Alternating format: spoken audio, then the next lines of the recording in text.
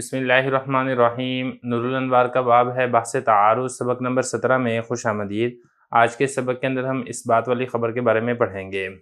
عبارت دیکھ لیں، وَإِذَا كَانَتْ فِي أَحَدِ الْخَبَرَيْنِ زِيَادَةٌ فَإِنْ كَانَ الرَّاوِي وَاحِدًا يُؤْخَذُ بِالْمُثْبِتِ لِلزِّيَادَةِ كَمَا فِي الْخَبْرِ الْمَرْوِي فِي التَّحَالُفِ وَهُوَ مَا رَوَى ابْنُ مَسْعُودٍ رَضِيَ اللَّهُ عَنْهُ أَنَّهُ إِذَا اخْتَلَفَ الْمُتَبَايِعَانِ وَالصَّلَاةُ قَائِمَةٌ تَحَالَفَا وَتَرَادَّا، وَفِي رِوَايَةٍ أُخْرَى عَنْهُ لَمْ يُذْكَرْ قَوْلُهُ وَالصَّلَاةُ قَائِمَةٌ، فَكَانَ حَذْفُ الْقَيْدِ مِنْ بَعْضِ الرُّوَاةِ لِقِلَّةِ الضَّبْطِ، وَإِذَا اخْتَلَفَ الرَّاوِي فَيُجْعَلُ كَالْخَبَرَيْنِ وَيُعْمَلُ بِهِمَا كَمَا هُوَ مَذْهَبُنَا فِي أَنَّ الْمُطْلَقَ لَا يُحْمَلُ عَلَى الْمُقَيَّدِ فِي حُكْمَيْنِ كما روی انہ نہى عن بیع الطعام قبل القبض وروی انہ نہى عن بیع ما لم يقبض فلم يقید بالطعام فقلنا لا يجوز بیع العروض قبل القبض كما لا يجوز بیع الطعام قبلہ۔ ترجمہ دیکھ لیں، اور جب دو روایتوں میں سے کسی ایک روایت میں اضافہ ہو تو اگر تو راوی ایک ہے تو لے لیا جائے گا مثبت کے لیے اضافے کو، جیسا کہ اس حدیث میں جو کہ روایت کی گئی ہے قسم اٹھانے کے بارے میں، اور یہ وہ ہے جس کو روایت کی حضرت ابن مسعود رضی اللہ عنہ نے کہ جب خرید و فروخت کرنے والوں کا اختلاف ہو جائے اور سامان قائم ہو تو وہ دونوں حلف اٹھائیں گے اور وہ سودے کو رد کر دیں گے۔ اور دوسری روایت جو ان سے مروی ہے اس میں وَالصَّلَاةُ قَائِمَةٌ کے الفاظ ذکر نہیں کیے گئے ہیں، لہذا اس قید کا حذف کرنا بعض راویوں کی جانب سے یہ ضبط کی کمی کی وجہ سے ہے، اور جب دو راویوں میں اختلاف ہو جائے تو اس کو دو حدیثوں کی طرح کر دیا جائے گا اور ان دونوں پر عمل کیا جائے گا، جیسا کہ ہمارا مذہب ہے کہ مطلق اس کو مقید پر محمول نہیں کیا جاتا ہے دو مختلف حکموں کے بارے میں، جیسا کہ روایت کیا گیا ہے نبی کریم صلی اللہ علیہ وسلم نے کھانے کی بیع سے منع کیا ہے قبضہ کرنے سے پہلے، اور یہ بھی روایت کیا گیا ہے کہ نبی کریم صلی اللہ علیہ وسلم نے ایسی چیز کے فروخت کرنے سے منع کیا ہے جس پر قبضہ نہ ہو۔ اس حدیث کے اندر طعام کی قید نہیں ہے، یہ اس حدیث کو طعام کی قید سے مقید نہیں کیا گیا ہے، تو ہم یہ کہتے ہیں کہ سامان کی بیع بھی جائز نہیں ہے قبضہ کرنے سے پہلے، جیسا کہ کھانے کی بیع جائز نہیں ہے قبضہ کرنے سے پہلے۔ عبارت ہو چکی ہے، ترجمہ ہو چکا ہے، اب چلتے ہیں اس کی تشریح کی طرف۔ آج کے سبق کے اندر دو اصول بیان کیے جائیں گے، اسی کے ساتھ ہی ہمارا بحث تعارض والا باب مکمل ہو جائے گا۔ پہلا اصول یہاں پر یہ ہے کہ اگر دو روایتیں ہیں، یعنی دو خبریں، مطلب یہ کہ دو روایتیں ہیں اور ایک روایت کے الفاظ دوسری روایت کے الفاظ کے مقابلے میں کچھ زائد الفاظ ہیں، اور ایک ہی راوی دونوں روایتوں کو ذکر کر رہا ہے،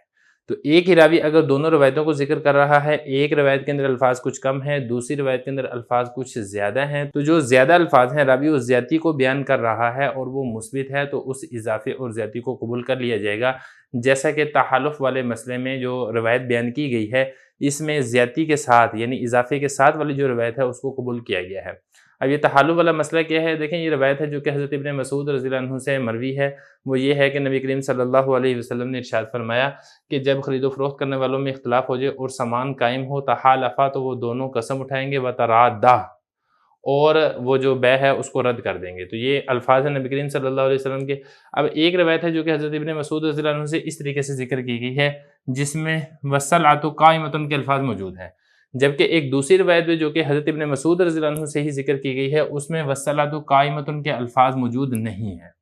تو اب یہ دیکھیں، وہ روایت جس میں وَالصَّلَاةُ قَائِمَةٌ کے الفاظ موجود ہے یہ روایت مثبت ہے، یعنی ایک امر زائد کو ثابت کر رہی ہے جو کہ دوسری روایت کے اندر موجود نہیں ہے، لیکن جب راوی دونوں کا ایک ہی ہے تو لہذا اس مثبت والی روایت کو قبول کر لیا جائے گا۔ اور بعض راویوں کی جانب سے جو وَالصَّلَاةُ قَائِمَةٌ کے الفاظ ذکر نہیں کیے گئے ہیں وہ ان کی قلت ضبط کی وجہ سے کیے گئے ہیں، مطلب یہ کہ نبی کریم صلی اللہ علیہ وسلم نے تو ارشاد فرمایا تھا، لیکن جو بعد میں آنے والے جو راوی تھے وہ اس کو صحیح طریقے سے محفوظ نہ کر سکے، چنانچہ انہوں نے وَالصَّلَاةُ قَائِمَةٌ کے بغیر ذکر کیا ہے، اور جس راوی نے وَالصَّلَاةُ قَائِمَةٌ کے ساتھ ذکر کیا ہے اس نے اس روایت کو صحیح طریقے سے ضبط کیا ہے، لہذا اس اضافے والی روایت کو قبول کر لیا جائے گا، اور اسی کے اوپر حنفیہ کا عمل ہے۔ لہذا حنفیہ اسی کے اوپر عمل کرتے ہوئے یہ والی بات کہتے ہیں کہ جو نبی کریم صلی اللہ علیہ وسلم نے ارشاد فرمایا تحالفا، وہ دونوں قسم اٹھائیں گے، یہ قسم اس وقت لی جائے گی مدعی اور مدعی سے جبکہ وَالصَّلَاةُ قَائِمَةٌ سامان موجود ہے، اور اگر بالفظ ایسا ہے کہ سامان موجود نہیں ہے تو پھر اس وقت قسم بھی نہیں لی جائے گی۔ ذرا عبارت دیکھیں، فرما رہے ہیں کہ اگر دو روایتوں میں سے کسی ایک روایت میں اضافہ ہو،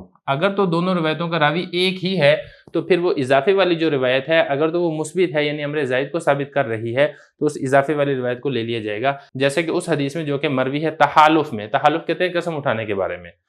اب وہ کون سی روایت ہے؟ وہ یہ ہے جو کہ حضرت ابن مسعود رضی اللہ عنہ نے نبی کریم صلی اللہ علیہ وسلم سے روایت کی ہے، اذا اختلف المتبايعان، متبايع کہتے ہیں خرید و فروخت کرنے والے کو، یعنی بائع کو اور مشتری کو متبايع کہا جاتا ہے، یعنی خرید و فروخت کرنے والوں میں اگر اختلاف ہو جائے وَالصَّلَاةُ قَائِمَةٌ اور سامان موجود ہے تو پھر کیا ہوگا؟ تحالفا، دونوں قسم اٹھائیں گے، وترادا، اور دونوں بیع کو رد کر دیں گے۔ यानी जो मबी है, मबी वो बाय वापस ले लेगा और जो समन है, समन मुश्तरी वापस ले लेगा। और जो दूसरी रवायत है जो कि हज़रत इब्न मसूद रज़ियल्लाहु अन्हु से ही ज़िक्र की गई है, उसमें वस्सलातु कायमतुन के लफ़्ज़ मौजूद नहीं है। लिहाजा बाद रावियों की जानिब से जो वस्सलातु कायमतुन के जो कैद है ये हज़फ हुई है, हम ये कहते हैं लिकिल्लति ज़ब्ती, ये ज़ब्त की कमी की वजह से है। बाद रावियों ने इस रवायत को सही तरीके से महफूज नहीं रखा है। लिहाजा जिस रावी ने वस्सलातु कायमतुन के लफ़्ज़ ज़िक्र किए हैं उसने रवायत को सही तरीके से महफूज रखा है। लिहाजा इस मुस्बित वाली रवायत को इख्तियार कर लिया जाएगा और हनफिया का इसी के ऊपर अमल है। देखिए सारा मसला उस वक्त तक था कि जब रावी ने एक रवायत जिक्र की है और दूसरी रवायत भी बेनी ही उसी अल्फाज के साथ जिक्र की है, लेकिन दूसरी रवायत के अंदर कुछ अल्फाज ज़ायद हैं।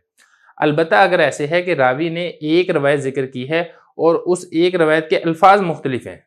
पहले तो ये था कि अल्फाज एक थे, लेकिन एक रवायत और एक हदीस के अंदर अल्फाज कुछ ज़ायद थे। अब यहाँ पर ये नहीं है, बल्कि यहाँ पर यह है कि एक रवायत मुख्तलिफ अल्फाज के साथ जिक्र कर रहा है एक ही रावी। तो फिर इस सूरत में ये कहा किया जाएगा कि जो मुख्तलिफ अल्फाज के साथ एक रवायत जिक्र की गई है, इसको दो रवायतों के हुक्म के अंदर तस्लीम कर लिया जाएगा और उन दोनों के ऊपर अमल करने की कोशिश की जाएगी। यही वजह है कि हनफिया मुतलक को मुक़य्यद पर दो हुक्मों के अंदर महमूल नहीं करते हैं, बल्कि मुतलक पर अलग अमल करते हैं और मुक़य्यद के ऊपर अलग अमल करते हैं। अब इसकी मिसाल देख लें ताकि बात समझनी आसान हो जाए। देखिए एक रवायत के अंदर ये वाली बात जिक्र की गई है, नबी करीम सल्लल्लाहु अलैहि वसल्लम ने नहा अन बई तामी क़ब्ल अल क़ब्ज़ी, नबी करीम सल्लल्लाहु अलैहि वसल्लम ने गल्ले की बै से मना किया है कब्ज़ा करने से पहले। तो एक रवायत के अंदर गल्ले की बै का जिक्र है, दूसरी रवायत के अंदर गल्ले का जिक्र नहीं है, बल्कि दूसरी रवायत के अंदर नबी करीम सल्लल्लाहु अलैहि वसल्लम ने मुतलक जिक्र किया है। आप सल्लल्लाहु अलैहि वसल्लम ने मना फरमाया है ऐसी चीज़ के फ़रोख्त करने से जिस पर कब्ज़ा ना हो। तो देखें एक रवायत है जो मुक़य्यद है, जो दूसरी रवायत है जो कि मुतलक है। तो मुतलक को मुक़य्यद के ऊपर महमूल नहीं किया जाएगा, बल्कि मुतलक के ऊपर भी वैसा ही हुक्म लगाया जाएगा